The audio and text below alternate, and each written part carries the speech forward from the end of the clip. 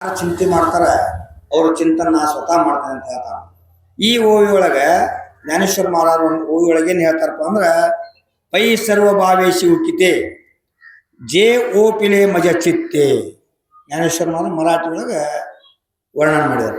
ಯಾವಾಗ ಮಾಡಿದಪ್ಪ ಅಂದ್ರೆ 12ನೇ ಶತಮಾನದೊಳಗೆ 14ನೇ ವಯಸ್ಸಿನೊಳಗೆ ಈ 9033 ಓವಿಗಳನ್ನ ಪರಮಾತ್ಮನ ಬಾಯಿಂದ ಹೆಂಗ ಶ್ಲೋಕಗಳು ತಯಾರಾಗಿದ್ದು ಹಂಗ ಅದ ಪರಮಾತ್ಮ ಜ್ಞಾನೇಶ್ವರ ಮಾವಲಿ ಅವತಾರ ಬಂದು ಈ ಓವಿಗಳನ್ನ ರಚನೆ ಮಾಡಿದರು.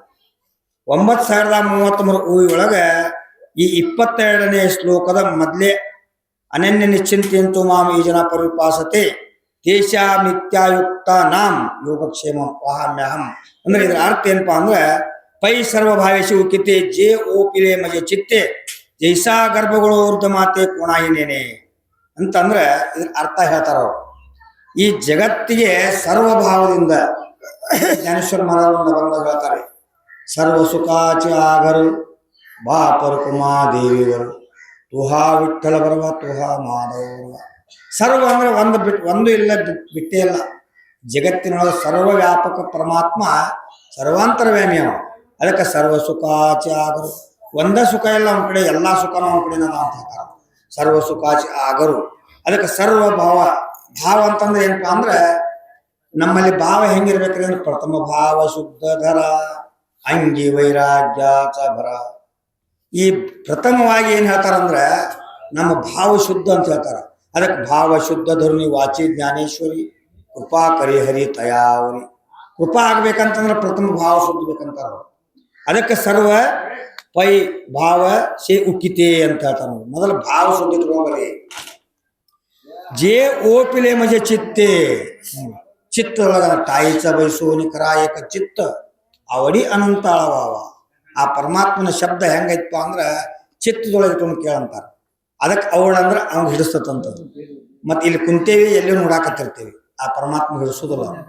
ಅದಕ್ಕೆ ಹೆಂಗಪ್ಪ ಅಂತಂದ್ರ ನಮ್ಮ ದಶ ಇಂದ್ರಿಯಗಳನ್ನ ಹತೋಟಿಯಲ್ಲೇ ಇಟ್ಕೊಂಡು ಮನಸ್ಸನ್ನ ಆಧೀನ ಒಳಗ ದಶ ಇಂದ್ರಿಯಗಳು ಇದ್ರೆ ಮಾತ್ರ ಚಿತ್ತದೊಳಗಿದ್ದ.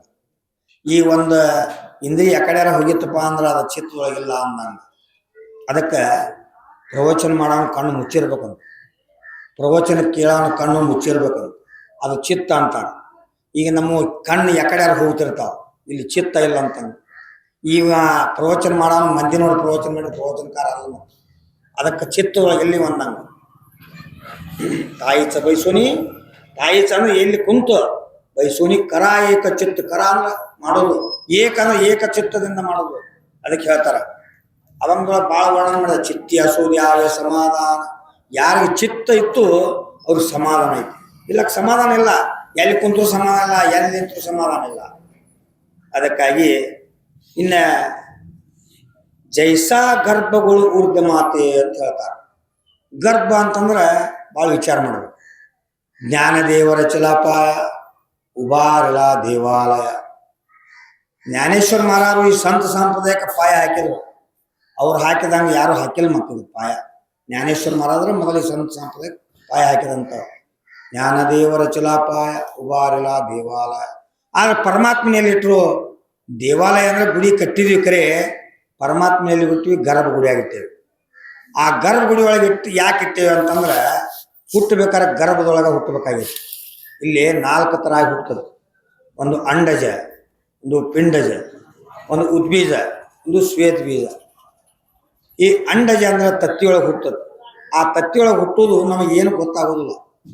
ಅದು ಗರ್ಭನ ಒಳಗೆ ಗರ್ಭನ ಇರ್ತೈತಲ್ಲ, ಅದ್ರೊಳಗನೆ ಅದು ಜೀವ ಆಗಿ ಹೊರಗೆ ಬರ್ತದೆ.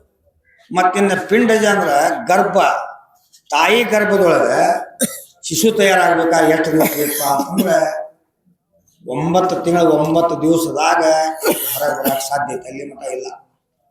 ಯಾಕಂತಂದ್ರೆ ಕೆಲವೊಂದು ಆಗಿ ಬರ್ತಾವ, 7 ತಿಂಗಳಿಗೂ ಬರ್ತಾವ, ಏನೋ ಆಗಿ ಬರ್ತಾವ.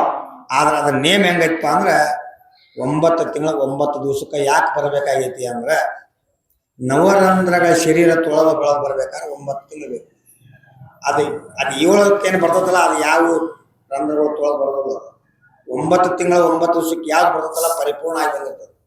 ಅದಕ್ಕಾಗಿ ತಾಯಿ ಗರ್ಭ ಹೆಂಗೈತಪ್ಪ ಅಂತಂದ್ರೆ ಗರ್ಭಾची आवडी ಮಾತೆचा डोहाळा आवडी ಅಂದ್ರೆ ಹಿಡಿಸ್ತದ ಈಗ ತಾಯಿಗೆ ಲಗ್ನ ಮಾಡ್ಕೊಂಡ್ ಬಳಕ ಆಕಿ ಕಡೆ ಆಕಿ ಚಿಂತೆ ಏನಿರ್ತಪ್ಪ ಅಂದ್ರೆ ಯಾವಾಗ ನಾ ಹೊಟ್ಟಿಲೇ ಇದ್ದೇನೆ ಯಾವಾಗ ನಾನು ಕೂಸು ಹಡ್ದೇನಿ ಅನ್ನುವಂಥ ಚಿಂತೆ ಆಕಿಗೆ ಇರ್ತೈತಲ್ಲ ಹೊರತಾಗಿ ಬೇರೆ ಇರೋದಿಲ್ಲ ಯಾಕಂದ್ರೆ ಲಗ್ನ ಮಾಡ್ಕೊಂಡಿಂದ ಮನೆಯನ್ನವ್ರ ಉಪದ್ರ ಹೆಚ್ಚಾಗ್ಬಿಡ್ತದೆ ಏನ್ರಿ ನಮ್ಮ ಸೊಸಿನ ಲಗ್ನ ಮಾಡ್ಕೊಂಡು ಬಂದೇವಿ 10 ವರ್ಷ ಆತ್ರಿಪ್ಪ ಇನ್ನೂ ಮಟ್ಟ ಮಕ್ಕಳ ಆಗಕ್ಕೆ ತಯಾರಿಲ್ಲ ಆಕಿಗೆ ಆಕಿ ಕಡೆ ಏನು ತಪ್ಪೈತಿ ಪರಮಾತ್ಮನ ಅನುಗ್ರಹ ಆಗ್ಬೇಕಲ್ಲಿ ಅದಕ್ಕೆ ಕೃಪಾ ಅಂತ ಹೇಳ್ತಾರ ಅವರು तैसा गर्भगुरु ऊर्ध माते कोणाहीने तैसा विवांचोनी काही अनेक गोमटेंची नाही मजाची नाम पाही ಗಿಣಿಯ ಟಿವಿಲೆ ಅಂದ್ರೆ ಪರಮಾತ್ಮ ಯಾವಾಗ ಹಾಕ್ತಾನ ಅವಾಗ ಗರ್ಭಗಳು ಹುಟ್ಟಾಕ ಅಧಿಕಾರ ತಲೆ ಮಟ್ಟ ಇಲ್ಲ ಗಂಡ ಹೆಂಡತಿ ಕೈ ಇಲ್ಲೇ ಇಲ್ಲ ಬರೀ ನಿಮಿತ್ತಕ್ಕೆ ಮಾತ್ರ ನಮ್ಮ ಸಂಸಾರ ನಿಮಿತ್ತಕ್ಕೆ ಮಾತ್ರ ಅಷ್ಟೇ ಗಂಡ ಹೆಂಡತಿ ಪರಮಾತ್ಮನ ಅವತಾರ ತಾಯಿ ಬರ್ಬೇಕಾದ್ರೆ ಜ್ಞಾನೇಶ್ವರ ಮಹಾರಾಜರದು ಅವತಾರ ಯಾರಪ್ಪ ಅಂದ್ರೆ ಪಾಂಡುರಂಗನ ಅವತಾರ ಮತ್ತೆ ಹೆಸರು ಯಾರು ಇಟ್ಟಾರಪ್ಪ ಪಾಂಡುರಂಗ ಅಂದ್ರೆ ಜ್ಞಾನೇಶ್ವರ ಮಹಾರಾಜರು ಇಟ್ಟಾರ ಹೆಸರು ಪಾಂಡುರಂಗ ಇಲ್ಲಿ ಅವನ ಹೆಸರು ಏನಿತ್ತಪ್ಪ ಅಂದ್ರೆ ವಿಠ್ಠಲ ಅಂತ ಹೆಸರಿತ್ತು ಆ ವಿಠ್ಠಲ ಅನ್ನುವಂಥ ಪಾಂಡುರಂಗ ಆಗ್ಬೇಕಾರೆ ಜ್ಞಾನೇಶ್ವರ ಮೌಲಿಯವರ ಕಾಲಕ್ಕೆ ನಾವು ಟಿವಿಲಿ ಜ್ಞಾನ ಜಗಿ ಇತ್ತ ನೇಣತಿ ಕೋಣಿ ಅವತಾರ ಪಾಂಡುರಂಗ ಅವರ ಪಾಂಡುರಂಗನ ಅವತಾರ ಆಗಿ ಜ್ಞಾನೇಶ್ವರ ಮಹಾರಾಜರಾಗಿ ಈ ತಮ್ಮ ಸಣ್ಣ 14ನೇ ವಯಸ್ಸೊಳಗೆ ಇನ್ನು ಕಡೆ ಹೇಳ್ತಾರ ಯೋಗಕ್ಷೇಮಂ ವಹಾಮ್ಯಹಂ